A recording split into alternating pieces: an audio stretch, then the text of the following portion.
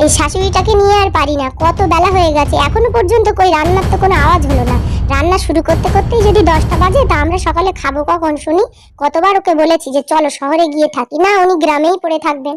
যাই দেখি গিয়ে কি ঘটনা ঘটাচ্ছে।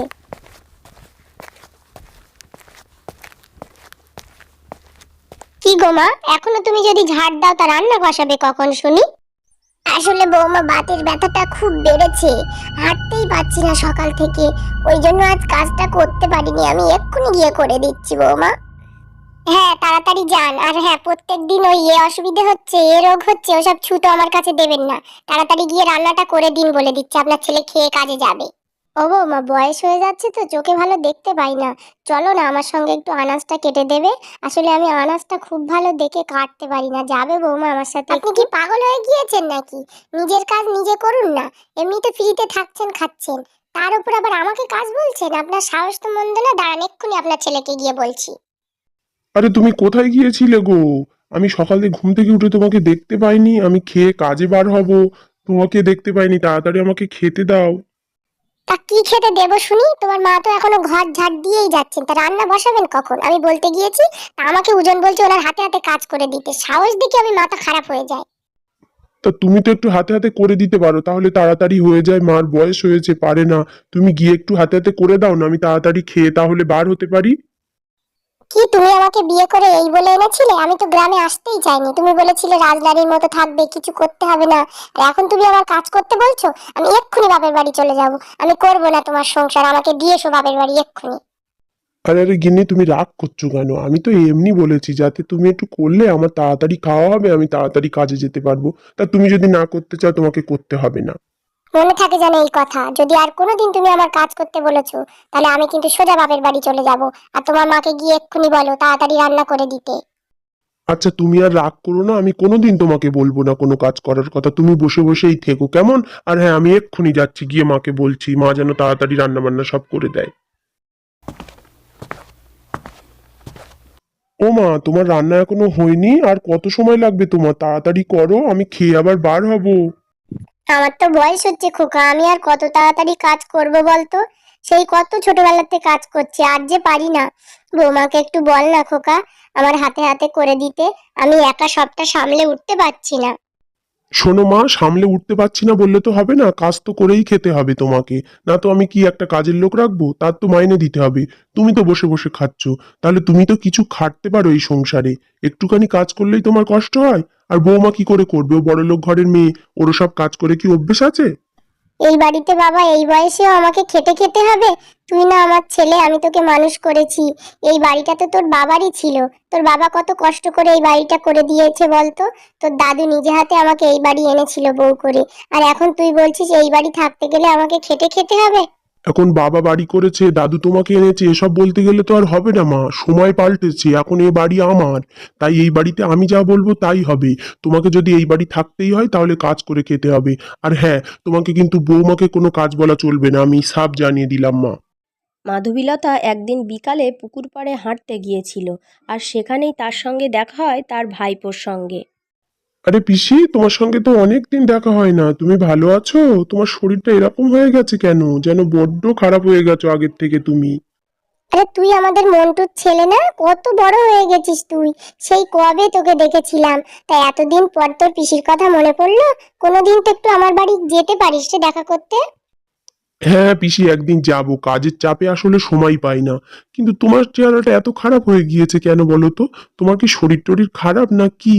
কোনো কঠিন রোগ হলে তো মানুষের শরীরটা এত খারাপ হয়। না রে, আমার কোনো কঠিন রোগ হয়নি, আর বলিস না। মাধবীলতার ছেলে বউ তার সঙ্গে যা যা ব্যবহার করে, সে সব কথাই তার ভাইপোর সঙ্গে খুলে বলে। এসব তুমি কি বলছো পিসি? দাদা এখন করে এত খারাপ ব্যবহার করে তোমার সঙ্গে? তুমি আমার সাথে বলনি কেন? কি বলবো বলতো বাছা, কিছু বললেই তো বলে বাড়ির থেকে বেরিয়ে যাও, এই বাড়ি এখন আমার। তাই বাধ্য হয়েই আমি চুপ করে থাকি, কারণ এই বুড়ো বয়সে আমি কোথায় গিয়ে উঠবো বল দেখিনি। আচ্ছা পিসি, আমি বুঝতে পেরেছি ব্যাপারটা, তুমি আমাকে একটু ভাবতে দাও, আমি এমন একটা বুদ্ধি বের করব দাদা যেন বাধ্য হয়েই তোমাকে সেবা যত্ন করে, ভালোবাসে। তুমি আমার উপর ছেড়ে দাও, তুমি আজকে বাড়ি যাও, দেখো কি করি। খোকা, যা করিস সাবধানে করিস, হ্যাঁ? আমি তাহলে বাড়ি যাচ্ছি, আবার যেতে দেরি হলে আমার আবার ছেলে বউ খুব বকবে। আমি বাড়ি যাই কেমন? এইভাবে কিছুদিন চলার পর মাধবীলতার ভাইপো প্ল্যান করে একটা ছেলেকে তাদের বাড়ি পাঠিয়ে দেয়। এটা কি মাধবীলতাদের বাড়ি? হ্যাঁ হ্যাঁ, আপনি ঠিক বাড়িতেই এসেছেন, এটা মাধবীলতার বাড়ি। আচ্ছা আগে বসুন, তারপরে কথা বলছি। আচ্ছা এবার বলুন আপনার মাধবীলতার সঙ্গে কি দরকার? আমার দরকারটা মাধবীলতার সঙ্গে, বিষয়টা অত্যন্ত জরুরি। আপনি ওকে ডাকুন, তারপর সব বলছি। গিন্নি যাও তো, মাকে ডেকে নিয়ে এসো তো। এই বলে মাধবীলতার বৌমা রান্নাঘরে গিয়ে মাধবীলতাকে ডেকে নিয়ে আসে। এই তো আমি মাধবীলতা, বলো আমার সাথে তোমার কি দরকার? সরকার আপনার স্বামী নেই বলে আপনাকে 5 বিঘে জমি দেবে বলে ঠিক করেছে, তাই আমি আপনাকে জানাতে এসেছি। কি বলছো গো খোকা, এ কি সত্যি কথা? সত্যি কি আমাকে জমি দেবে সরকার থেকে? মনে হচ্ছে আমার ভাইপোরই কাজ। হ্যাঁ হ্যাঁ ঠাকুমা, এটা সত্যি কথা, আপনাকে জমি দেয়া হবে। তা আপনি কাগজপত্র নিয়ে আমাদের অফিসে দেখা করবেন।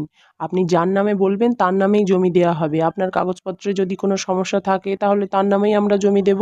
আমি এখন আসছি, আপনি কিন্তু মনে করে কাগজপত্র নিয়ে দেখা করবেন আগামী সোমবার। মিস করবেন না, তাহলে কিন্তু জমি মিস হয়ে যাবে। ও মা, তোমার শরীরটা তো খারাপ, তুমি এখানে বসো।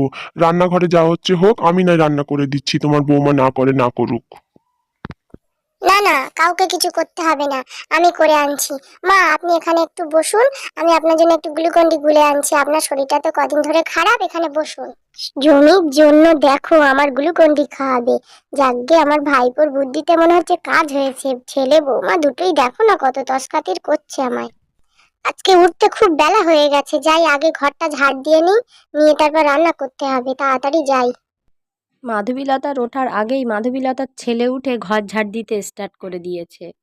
আরে খোকা, তুই কেন ঘর ঝাড় দিচ্ছিস? আমি একটু ঘুমিয়ে পড়েছিলাম, উঠতে দেরি হয়েছে, তাই বলে তুই ঘর ঝাড় দিবি? আচ্ছা মা, উঠতে দেরি হয় হোক না, তোমার তো বয়স হয়ে গিয়েছে, তুমি এবার থেকে বেলা করেই ঘুমাবে, আমি তোমার সব কাজ করে দেব। আমি রান্নাঘরে রান্নাটা বরঞ্চ করে নেই গিয়ে। মাধবীলতা রান্নাঘরে ঢুকে তো অবাক। ও বৌমা, এত সকালে তুমি রান্নাঘরে কি করছো? ওখানে সরে এসো। না মা, আমি এবার থেকে রান্না করব, আপনাকে আর রান্নাঘরে ঢুকতে হবে না। আপনি গিয়ে ঘরে গিয়ে শুয়ে পড়েন তো, আমি রান্না করে আপনাকে ডাকবো। আমি তোমার হাতে হাতে নাই জোগাড় করে দিই, এসো। না মা, আপনি ঘরে গিয়ে শুয়ে পড়েন, আপনার তাই শরীরটা খারাপ, রান্না হয়ে গেলে আমি ডেকে নেব আপনাকে। না, আমি আজ বিকালেই যাব আমার ভাইপোর কাছে, এই জিনিসটা ভালো না। ওরা যখন পরে জানতে পারবে তখন না জানি কি অশান্তি করবে, বরঞ্চ ওর কাছে যাই, ও কি বলে দেখি গিয়ে। দুষ পিসি, তুমি খামোখাই টেনশন করছো, কিচ্ছু হবে না ওরকম। তুই তো বলছিস কিচ্ছু হবে না, কিন্তু কিছুদিন পর যখন সরকার থেকে জমি পাবো না, তখন কি হবে বলতো? তখন না জানি আমার ছেলে আমার সাথে কি ব্যবহারটা না করবে। তাই বলি সকাল সকাল সবটা জানিয়ে দেয়াই ভালো। আচ্ছা পিসি শোনো, তুমি জানাতে চাইছো যখন জানিয়ে দেবে, কিন্তু দাদা যদি খুব খারাপ আচরণ করে তুমি কিন্তু আমাদের বাড়ি চলে যাবে। যতই হোক তুমি তো আমাদের বাড়িরই মেয়ে, না কি বলো? আচ্ছা আচ্ছা, সে পরের চিন্তা পরে করা যাবে কোনি, আমি এখন বাড়ি যাই, গিয়ে সবটা খুলে বলি। না তো ওরা জমির লোভে আমার যা সেবা যত্ন করছে, পরে জানতে পারলে কুরুক্ষেত্র বাঁধিয়ে দেবে। আমি বাড়ি যাই। তোর সাথে একটা কথা ছিল। আরে মা, আপনি কোথায় ছিলেন? আপনাকে সেই বিকাল থেকে আমি খুঁজে পাচ্ছি না। আমি ওই পুকুর পাড়ে গিয়েছিলাম, আমার ভাইপো এসেছিল, তাই ওর সঙ্গে দেখা করতে গেছিলাম। ও মা, তা মামার ছেলে এসেছিল, তা তুমি ঘরে আসতে বলনি কেন? তুমি ঘরে নিয়ে আসবে। আরে আরে, শোন শোন, আমি তোদেরকে একটা কথা বলতে চাই। ওই কথাটা তোরা আগে মন দিয়ে শোন, মাথা গরম করিস না আমার উপর। আচ্ছা মা, আপনার উপর আমরা মাথা গরম করতে যাব কেন? কি কথা আপনি আগে বলুন না, শুনি। বলছি কি খোকা, সেদিন যে লোকটা এসেছিল জমি দেবে বলে, ওই লোকটা আসলে এসে মিথ্যা কথা বলেছে। ওইটা তোর মামার ছেলের ওই বন্ধু, সে এসেছিল তোকে ঠকানোর জন্য। তুমি এসব কি বলছো মা? মিথ্যা কথা মানে? আমি তো কিছুই বুঝতে পারছি না। আসলে তোরা আমাকে যাতে একটু বেশি ভালোবাসিস, ওই জন্য তোর মামার ছেলে জমির লোভ দেখিয়েছিল, তাই আমি তোকে সব সত্যিটা বলে দিলাম। ছি ছি ছি, তোমার একটু লজ্জা করলো না? আমাদেরকে এইভাবে তুমি ঠকাতে পারলে? ছি ছি। ও বৌমা, তোমাকে ঠকাবো না বলেই তো আমি সব সত্যিটা বলে দিয়েছি। দেখো মা, এখান থেকে এখন তুমি যাও, মাথাটা গরম হয়ে গেছে। ভেবেছিলাম কবিকে জমি পাবো, আমার তাও কদিন চলবে। তা যখন পাবো না, তুমি আমার চোখের সামনে থেকে একদম যাও তো মা, এখানে বেশি কথা বলো না। চোখের সামনে থেকে কেন যেতে বলছো? এই বাড়ি থেকে একেবারে চলে যেতে বলো। এমনিতেও ফ্রিতে থাকছিল খাচ্ছিল, আবার এসেছে পাকা মুখ জুটতে। যাও তো এখান থেকে। হ্যাঁ ও ঠিক বলেছে, যাও তো, কদিন একটু বাপের বাড়ি থেকে ঘুরে এসো তো, আমাদের একটু শান্তি দাও তো দেখি। আচ্ছা বাবা নে, আমি তোদের এতই বোঝা হয়ে গিয়েছি যখন, আমি কাল সকালেই বাড়ি থেকে চলে যাব, নে তখন তোদের শান্তি হোক। এই বাড়িটা কত কষ্ট করে আমরা বানিয়েছিলাম, আজ এই বাড়ি থেকে আমাকে চলে যেতে হচ্ছে। তুমি যদি আজ বেঁচে থাকতে হয়তো এই দিন আমাকে দেখতে হতো না। কেন ঈশ্বর ওকে আগে তুলে নিলে, আমাকে কেন আগে তুলে নিলে না? মাধবীলতা বাড়ির থেকে বার হতে যাবে এমন সময় ওখানে একটা লোক হেঁটে হেঁটে আসে। লোকটাকে দেখে পিয়ন বলেই মনে হচ্ছিল। আচ্ছা দিদি, বলতে পারেন এখানে মাধবীলতাদের বাড়ি কোনটা? আশেপাশে তো কাউকে দেখতে পেলাম না, আপনাকে দেখতে পেলাম, সেই জন্য এলাম। কেন ভাই, আমি তো মাধবীলতা, আমার সাথে আবার কি দরকার? যাক, আমি তাহলে ঠিক মানুষের সাথেই এসে দেখা করেছি। বলছি দিদি, আপনার স্বামী বহু বছর আগে একটা মিউচুয়াল ফান্ডে টাকা দিয়ে গিয়েছিল। সেই ফান্ডের থেকে আজকে টাকা রিটার্ন এসছে। আপনার নামে 30 লক্ষ টাকার একটা চেক এসছে, আমি দিতে এসছি। কি বলছো ভাই, আমাদের নামে আবার 30 লক্ষ টাকার চেক? এটা কি সত্যি কথা? আমার তো বিশ্বাসই হচ্ছে না। ও মা, কে গো? কার সাথে আবার ঢপ মেরে মেরে আমাকে শোনাচ্ছ শুনি?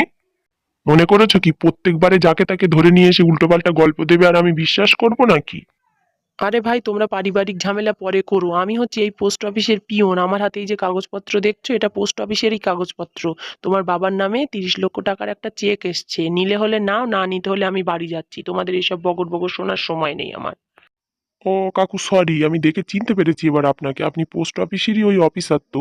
আচ্ছা, আমি ওনার ছেলে, আমাকে এই চেকটা দিয়ে যান কাকু, আমি ব্যাংকে গিয়ে ভাঙিয়ে নেব। পরিষ্কার কাগজে লেখা আছে চেকটা অন্য কাউকে দিলে হবে না, চেকটা আপনার মাকেই দিতে হবে, মাধবীলতাকে। এই যে ভাই শোনো, আমার কোনো ছেলে টেলে নেই, কারোর হাতে চেক দেওয়ার দরকার নেই। আর হ্যাঁ, আমি আজকেই কাশি চলে যাচ্ছি, আমার আর এই সংসারের মায়া নেই। তাই আপনি ওই চেকটা নিয়ে কোনো অনাথ আশ্রমে দিয়ে দেবেন কি বৃদ্ধাশ্রমে দিয়ে দেবেন, যেখানে আপনার মন চায়। আপনি এখন আসতে পারেন। ওমা, তুমি কি পাগল হয়ে গেলে নাকি? অতগুলো টাকা বিলিয়ে দেবে বলছো? আমার কোনো ছেলে নেই, আর আমি তোর মা না। আমি এই বাড়ি থেকে চলে যেতে বলেছিস, আমি চলে যাচ্ছি। আর কোনোদিন তোরা আমাকে খুঁজে পাবি না। এই বলে মাধবীলতা তার সব কিছু ত্যাগ করে আস্তে আস্তে রওনা দিল কাশীর উদ্দেশ্যে। তার ছেলে বারবার ডাকতে লাগলো, মা যেও না, মা যেও না, কিন্তু সে যে আর কারুর কথা শুনতে চায় না।